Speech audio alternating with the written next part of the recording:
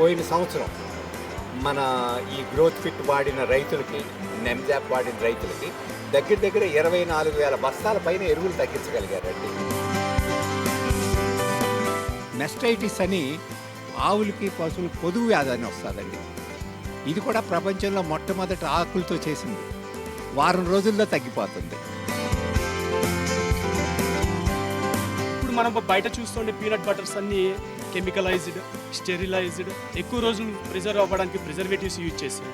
మేము తయారు చేసే ఈ పీనట్ బటర్ ఏంటంటే ఇది పూర్తిగా న్యాచురల్ అండ్ పూర్తిగా ఆర్గానిక్. మునగాకు చెట్టు కింద కూర్చొని మల్టీవిటమిన్ టాబ్లెట్ వాడుతున్నాం. చెట్టే మల్టీవిటమిన్ అనేది తెలియదు.